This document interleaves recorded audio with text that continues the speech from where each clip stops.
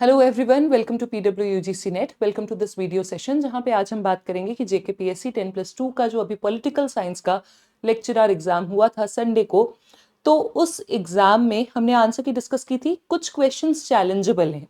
वो क्वेश्चंस कौन कौन से हैं जो चैलेंजेबल हैं और क्यों चैलेंजेबल हैं उसके बारे में हम बात करेंगे। सो 5 क्वेश्चंस आई हैव गॉट। आपके कमेंट्स भी आए थे, आपके कुछ मैसेजेस भी आए थे। 5 क्वेश्चंस आई हैव गॉट जिसे हम चैलेंज कर सकते हैं, जो आंसर की में जिनके आंसर्स गलत दिए हुए हैं। But before that, if you are not connected with me on Telegram, you can connect with me by joining this Telegram channel, and also you can message me if you have any of the questions apart from these जो आपको लगता है challengeable है, with why you think it is challengeable on this telegram group. सो सबसे पहले मेरे पास set ए था। Set ए का क्वेश्चन नंबर 26 हमने डिस्कस किया था ऐसे, बट स्टूडेंट्स के जब मैसेजेस आए तो मेरा भी ध्यान गया इस तरफ कि yes, it was not Jawaharlal Nehru who has used the term non alignment for the first time in May 1949। कुछ स्टूडेंट्स ने ये भी लिखा कि कुछ किताबों में लिखा है, बट हम ऑफिशियली अगर डिस्कस करते हैं तो ये टर्म जो है नॉन अलाइनमेंट, ये वीके कृष्ण मेनन जी ने यूएन स्पीच में 1953 में यूज किया था। उनकी यूनाइटेड नेशंस की जो स्पीच थी 1953, the great diplomat V K Krishna Menon ji ने यूज किया था, not by Nehru. Yes, Nehru used this in his speech further. Sri Lanka में उन्होंने 1954 में जब पंचशील डॉक्ट्राइन डिफाइन की थी, तब उन्होंने इस टर्म को, नॉन अलाइनमेंट टर्म को वापस से यूज किया था, but firstly it was given by VK Menon. Okay, so this is incorrect. अब इसका जवाब जो आपका आंसर की है उसमें बी दिया हुआ है, मतलब दोनों सही है and not the correct explanation, but this is incorrect. इसका जो करेक्ट आंसर होगा that will be, second statement is incorrect, so this will be option number C. Option C is correct. Option C is correct, not B. C इसका सही जवाब होगा, आप ध्यान दे सकते हैं। Next, moving forward, we have question number 64। Question number 66, अगर वो सेशन आपने आंसर की का देखा होगा तो बाय मिस्टेक मैंने आपसे डिस्कस किया था, but it is question number 64। Maitri, thank you for pointing this out, और any of the other students who pointed me out in the live session. So question number 64 जो है उसमें यहाँ पे एजी फ्रैंक का जो मेट्रोपॉलिटन और सैटेलाइट मॉडल है उसको लेकर के ये स्टेटमेंट उल्टा दिया है।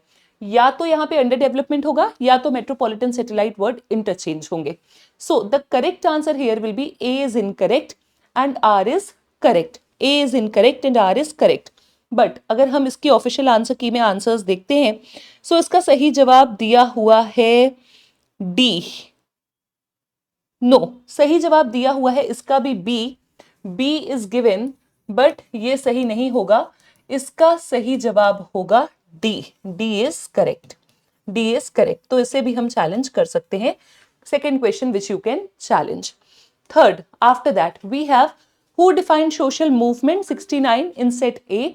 ये जो सवाल है इसका सही जवाब है option number C, but answer key में दिया हुआ है डी। डी सही नहीं है। सिडनी टैरो की ये डेफिनेशन है, किताब का नाम है power in movement. Sydney tarot की ये डेफिनेशन है, किताब का नाम है पावर इन मूवमेंट। इस किताब में हमने देखा कि ये डेफिनेशन दी गई है। ठीक है, then after that we have another 74th question. 74th question में क्या गलती हमने फाइंड आउट की है कि यहाँ पे जो सही जवाब दिया गया है वो बी दिया गया है, गिवन है, बट बी गलत है। क्यों? क्योंकि जो स्टेटमेंट नंबर 4 है कि NSC national security council chief of defence staff को अपॉइंट करती है, ये सही नहीं है। चीफ ऑफ डिफेंस स्टाफ को अपॉइंट करने के लिए एक अलग से कैबिनेट से रिलेटेड कमेटी आती है। सो यहाँ पे जब 1 ऑलरेडी गलत है, 4 ऑलरेडी गलत है, 2 और 3 जैसा कोई ऑप्शन नहीं है, so this should be dropped. This should be dropped because इसका 2 एंड 3 ओनली वाला कोई ऑप्शन हमारे पास नहीं है। नेक्स्ट, लास्ट हमारे पास जो है वो है क्वेश्चन नंबर 76, इंडिया रशिया से रिलेटेड। यहाँ पे कुछ स्टूडेंट्स का डाउट था 2000 और 2011 को लेके, दीज डेट्स आर करेक्ट। गड़बड़ कहाँ है? ये जो आपका लास्ट स्टेटमेंट है कि 5th जनरेशन एयरक्राफ्ट का जो अग्रीमेंट हुआ है इंडिया रशिया के बीच में, ये 2009 में हुआ है, दिस इज इनकरेक्ट। 2007 में हुआ है ये। This took place in 2007। तो इस हिसाब से all are correct. D given है which is not correct. Answer should be A. Correct answer should be 1, 2 and 3. Only should be ए। ये 5 क्वेश्चंस आप चैलेंज कर सकते हैं। अगर आपको और कोई क्वेश्चन भी चैलेंजेबल लग रहा है so do let me know in the comment box. बहुत जल्द कट ऑफ एनालिसिस का भी एक वीडियो मैं आपके लिए लेकर के आऊंगी। Thank you so much.